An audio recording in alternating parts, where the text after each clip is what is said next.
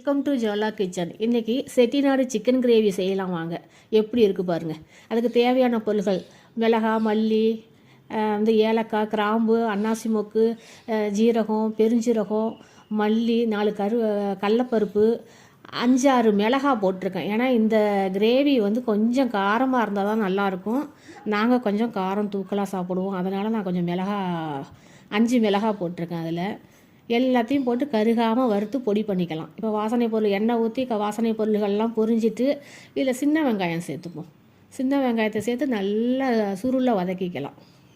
இந்த எண்ணெயிலே நல்லா வதங்கட்டும். அதோட கருவேப்பிலையும் போட்டுக்கலாம்.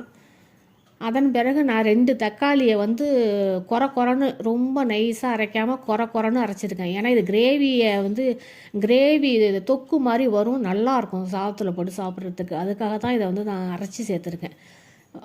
அரைச்சி சேர்க்க பிடிக்கலன்னா நறுக்கி கூட நீங்கள் சேர்த்துக்கலாம், ஒன்றும் பிரச்சனை கிடையாது.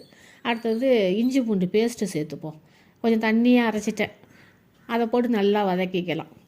நல்லா வதக்கின பிறகு நம்ம 1 கிலோ சிக்கன் எடுத்துருக்கேன், க்ளீன் பண்ணி வச்சுருக்கேன். அந்த 1 கிலோ சிக்கனையும் இதோட சேர்த்து நம்ம ஒரு 2 நிமிஷம் வதக்கிக்கலாம் எண்ணெயிலேயே. அந்த எண்ணெயிலே சேர்த்து வதக்கணும்னா நல்லா சுருளை வதங்கிடும், டேஸ்ட்டாக இருக்கும்.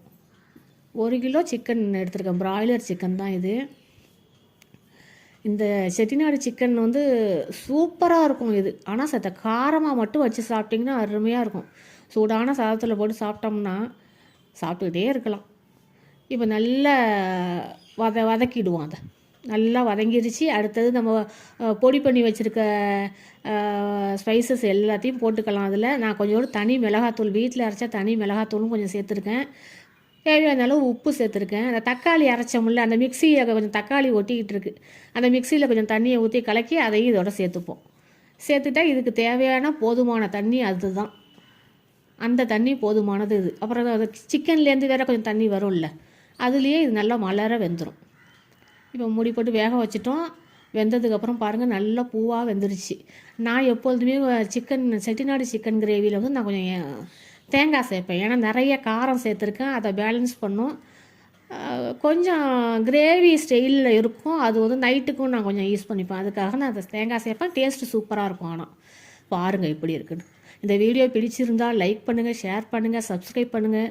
வீட்டில் செஞ்சு பாருங்கள். நன்றி.